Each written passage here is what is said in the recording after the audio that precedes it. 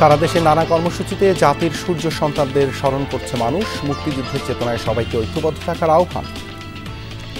আত্মবলিদান করেছে, এই আত্মবলিদান যেন সমস্ত পাঠ্য বইয়ে দিয়ে নতুন প্রজন্মের মধ্যে এটিকে ছড়িয়ে দেয়। মুক্তিযুদ্ধের প্রকৃত চেতনা, এই চেতনা বাস্তবায়নের ক্ষেত্রে মেধাসম্পন্ন লোকের প্রয়োজন। আমাদের বাচ্চা হয় না, 8 বছর পর আমার এই বাচ্চা হয়েছে।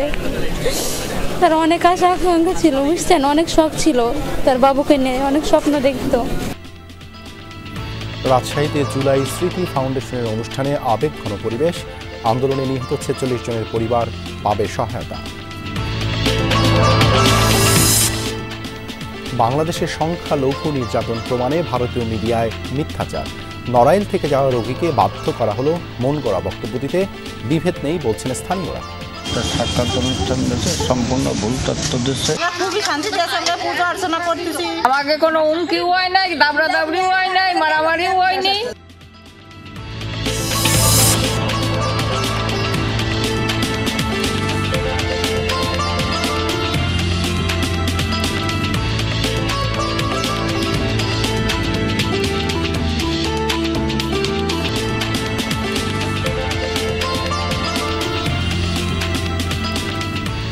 আমন্ত্রণ সংবাদ সারা দেশে আপনাদের সঙ্গে আছি আমি দেবাশিস রঞ্জন সরকার। এতক্ষণ শিরোনাম দেখছিলেন, এবারে বিস্তারিত।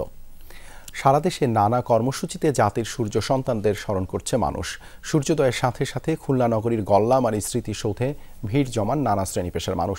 জাতির শ্রেষ্ঠ সন্তানদের শ্রদ্ধা জানান বিভাগীয় কমিশনার, জেলা প্রশাসন সহ বিভিন্ন রাজনৈতিক দল ও সামাজিক সংগঠন। মুক্তিযুদ্ধের চেতনায় সবাইকে ঐক্যবদ্ধ থাকার আহ্বান জানান তারা। মুক্তিযোদ্ধার কারণেই আমাদের দেশ স্বাধীন। সেই হিসেবে আমি মনে করি যে শহীদ বুদ্ধিজীবী দিবস অবশ্যই আমাদের পার্থিব জীবনে অবশ্যই গুরুত্বপূর্ণ। শহীদ পরিবারকে মর্যাদা দেওয়া হয় এবং তাদের এই বলিদানকে যেন তারা যে আত্মবলিদান করেছে, এই আত্মবলিদান যেন সমস্ত পাঠ্য বইয়ে দিয়ে নতুন প্রজন্মের মধ্যে এটিকে ছড়িয়ে দেওয়া হয়। টাউন হল বদ্ধভূমিতে শ্রদ্ধা জানিয়েছে রংপুরের জেলা প্রশাসন। ছিল রচনা প্রতিযোগিতার আয়োজন। এছাড়া দমদমা বদ্ধভূমিতে শ্রদ্ধা জানায় রোকেয়া বিশ্ববিদ্যালয়ের শিক্ষক শিক্ষার্থীরা। বিকেলে বদ্ধভূমিতে শ্রদ্ধা জানাবে বৈষম্য বিরোধী শিক্ষার্থীরা।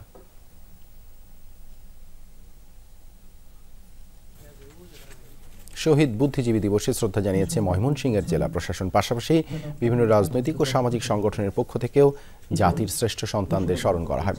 অনুষ্ঠিত হয়েছে আলোচনা সভা।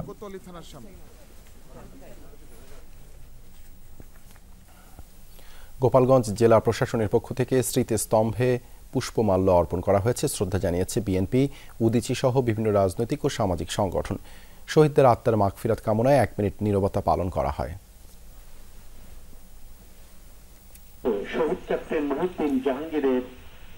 1971 সালের এই দিনে চাঁপাইনবাবগঞ্জের সম্মুখ যুদ্ধে প্রাণ হারান বীরশ্রেষ্ঠ ক্যাপ্টেন মহিউদ্দিন জাহাঙ্গীর। সকালে জেলা শহরের মহানন্দা নদী তীরে সমাধিস্থলে জাতীয় সঙ্গীদের সাথে পতাকা উত্তোলন করা হয়। শ্রদ্ধা নিবেদন শেষে তার আত্মার মাগফিরাত কামনায় দোয়া ও মোনাজাত করা হয়। রাজশাহী বিভাগে গণ অভ্যুত্থানে নিহত 46 জনের পরিবারকে আর্থিক সহায়তা দেবে জুলাই শহীদ স্মৃতি ফাউন্ডেশন। অনুষ্ঠানে যোগ দেবেন প্রধান নির্বাহী মীর মাহবুবুর রহমান স্নিগ্ধ ও সাধারণ সম্পাদক সার্জিস আলম। এ বিষয়ে আরও জানাতে যুক্ত হচ্ছেন সহকর্মী তারেক মাহমুদ। তারেক, শহীদ পরিবারের সদস্যরা তো এসেছেন, সেখানে কি চিত্র দেখছেন? চেক বিতরণ কার্যক্রম কখন শুরু হবে?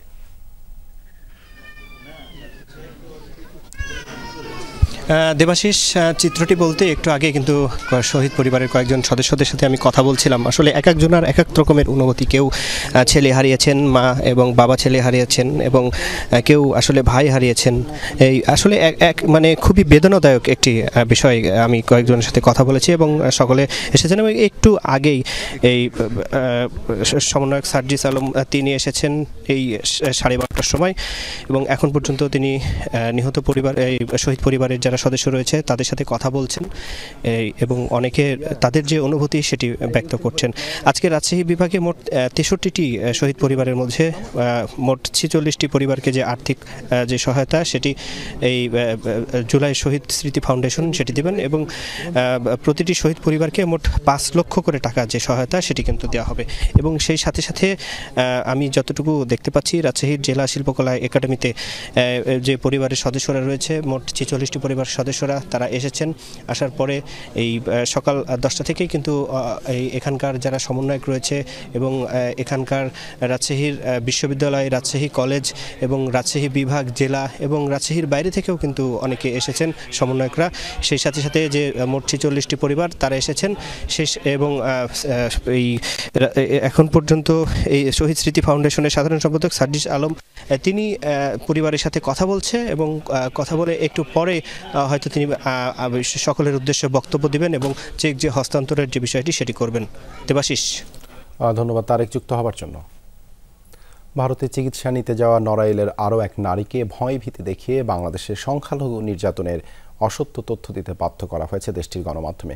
ওই নারী ভিডিও বার্তায় অভিযোগ করেন তাকে কয়েক ঘন্টা আটকে রেখে এ ধরনের বক্তব্য দিতে বাধ্য করা হয়। স্থানীয়রা বলছেন এলাকায় দুই সম্প্রদায়ের মানুষের মাঝে কোনো বিভেদ নেই। নড়াইলের লোহাগড়ার নলদি ইউনিয়নের বাসিন্দাদের একটি বড় অংশ সনাতন ধর্মাবলম্বী। এখানে হিন্দু মুসলিম সম্প্রীতি দীর্ঘদিনের। সম্প্রতি ভারতীয় গণমাধ্যমে সেদেশে যাওয়া স্থানীয় সাবেক ইউপি সদস্য উষারানী রায়ের একটি বক্তব্য প্রচার হয়, জানিয়ে শুরু হয় নানান আলোচনা সমালোচনা।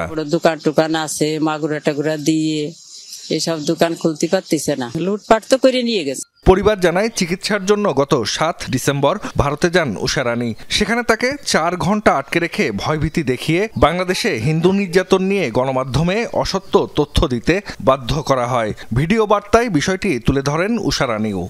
মিডিয়ারা চারিদিকটা আমারে এই সমস্ত বলাইছে 4 ঘন্টা রাখিছিল, ওইখানে ভয়তে পড়ে এইসব কথা বলতে হয়েছিল। একটা সাক্ষাৎ অনুষ্ঠান দিয়েছে, সম্পূর্ণ ভুল তথ্য দিচ্ছে। আমরা খুব সম্মানের সাথে এখানে বসবাস করি, আমরা হিন্দু মুসলমান সব একসঙ্গে থাকি। স্থানীয়রা বলছেন এই এলাকায় সাম্প্রদায়িক সম্প্রীতি অটুট রয়েছে। সনাতন ধর্মের কাউকে নির্যাতনের কোনো অভিযোগ নেই। আমরা খুবই শান্তিতে আছি, আমরা পূজা অর্চনা করতেছি সুন্দর পরিবেশে। আমাকে কোনো হুমকিও হয় নাই, দাবড়া দাবড়িও হয় নাই, মারামারিও হয়নি, আমরা শান্তিতে আছি। এখানকার 30 বছর চেয়ারম্যান এই ধরনের কে বাড়ি কোনো অন্যায় অত্যাচার হয়েছে বলে এরকম কোনো প্রমাণ নাই এবং কেউ প্রমাণ দিতেও পারবে না। এলাকায় যেন কোনো অনাকাঙ্ক্ষিত ঘটনা না ঘটে সেজন্য সতর্ক রয়েছে আইন শৃঙ্খলা বাহিনী। চেয়ারম্যান সহ আমরা ওখানে যাই, যে আইন শৃঙ্খলা ঠিক রাখার জন্য আমরা ওখানে অবস্থান করি এবং লোকজনের সাথে কথা বলি যাতে কোনোরূপ কোনো অপ্রীতিকর ঘটনা না ঘটে। বর্তমান এলাকার পরিস্থিতি স্বাভাবিক আছে।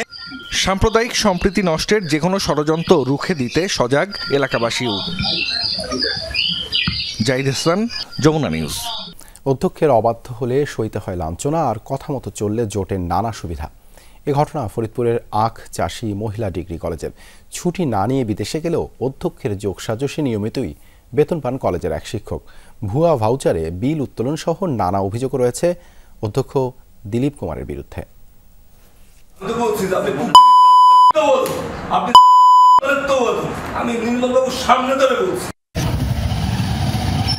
মতের বিরুদ্ধে গেলেই গালিগালাজ করেন ফরিদপুর মধুখালীর আখ চাষী মহিলা ডিগ্রি কলেজের অধ্যক্ষ দিলীপ কুমার গোস্বামী, তাও সেই কলেজের শিক্ষকদের।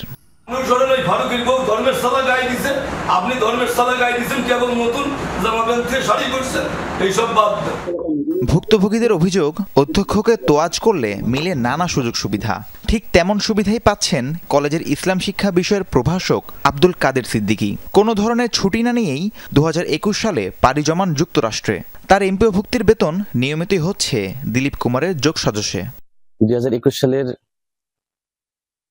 নভেম্বরের 9 তারিখ সর্বশেষ কলেজ করে, তারপর থেকে তিনি ছুটি গ্রহণ না করে বর্তমানে আমেরিকা আছেন। 3 বছর যাবত বিদেশে থাকার ফলেও উনি তার চাকরি বহাল রাখছেন কোনো এক অদৃশ্য কারণে, এবং তার বেতন প্রতিনিয়ত তার অ্যাকাউন্টে ঢুকে। আমাদের হাঁটা চলা কথাবার্তা সব দিকে আর ছুটি তো দেবেই না। ছুটি সাধারণত আমরা সমস্যা আমরা ছুটি দেব না। এছাড়া ভুয়া ভাউচার তৈরির মাধ্যমে বিল উত্তোলন, শিক্ষকদের পুলিশে ধরিয়ে দেওয়ার হুমকিরও অভিযোগ অধ্যক্ষের বিরুদ্ধে। কিন্তু ক্যামেরার সামনে সব দোষ কলেজের গভর্নিং বডির উপর চাপিয়ে দিলেন অভিযুক্ত। না, স্বাক্ষর দিয়ে নাম লিখে দিয়েছে, স্বাক্ষর তো জাল করা যায় না।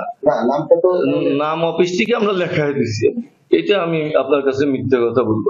আমার কিছু করার নাই, প্রিন্সিপাল কোনো কিছু করার থাকে না। সভাপতি মহোদয় এবং জীবিত একটা সিদ্ধান্ত হয়, সেটা বন্ধ করতে হয়, কারো বেতন বন্ধ করলে নিয়ম। এ বিষয়ে গভর্নিং বডির সভাপতি বলেন, অনুপস্থিত শিক্ষকদের বেতন উত্তোলনের নিয়ম নেই। অভিযোগ তদন্ত করে কার্যকরী ব্যবস্থা গ্রহণের আশ্বাস দেন তিনি। শিক্ষকরা কিছু অভিযোগ জানাইছে, বলছে আমি বলছি এগুলো নিয়ে আপনাদের নিয়োগ করবো, আর যদি কোনো শিক্ষকের টাকা উনি উত্তোলন করে তার বিরুদ্ধে ব্যবস্থা নেওয়া হবে। 1995 সালের প্রতিষ্ঠিত কলেজে মাধ্যমিক ও ডিগ্রি মিলিয়ে ছাত্রী রয়েছে 4 শতাধিক, শিক্ষক আছেন 30 জন। রাহিম সারোয়ার, যমুনা নিউজ। ফেনীর ফাজিলপুর এলাকায় চুরি ও চাঁদাবাজির প্রতিবাদে মানববন্ধন করেছে এলাকাবাসী। সকালে মানববন্ধনে অংশ নেন গ্রামের বাসিন্দারা। তারা বলেন, চাঁদাবাজদের দৌরাত্মে বাধাগ্রস্ত এলাকার উন্নয়ন, ঘটছে হামলা ভাঙচুরের ঘটনা। এর আগে ঠিকাদারের এক্সভেটর পুড়িয়ে দিয়েছে তারা, এতে বাড়ছে আতঙ্ক। দ্রুত জড়িতদের আইনের আওতায় আনার দাবি জানান ফাজিলপুর গ্রামের মানুষ।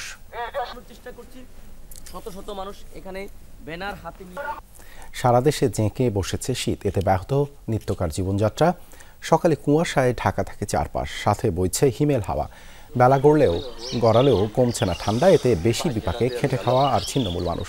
আজ সর্বনিম্ন তাপমাত্রা রেকর্ড হয়েছে চুয়াডাঙ্গায় 8.7 ডিগ্রি সেলসিয়াস। চুয়াডাঙ্গার পাশাপাশি পঞ্চগড় ও রাজশাহী জেলায় বইছে মৃত শৈত্যপ্রবাহ। আবহাওয়া অফিস জানিয়েছে 20 তারিখের পর তাপমাত্রা আরও কমবে। এত শীতে খুব মাঠে যাওয়া খুব কষ্ট, বেলা না হলে আমরা যাইতে পারছি না, খুব কষ্ট নাই যে তা কি করে আমাদের কাজ কাম করবো। আমরা সকাল সকাল মাঠে যেতাম, এখন শীত পড়ছে বলে একটু বেলা হলে মাঠে যাইতে হয়েছে, একটু শীতের যাইতে, এই জন্য একটু বেলা হলে যাইতে যাচ্ছি।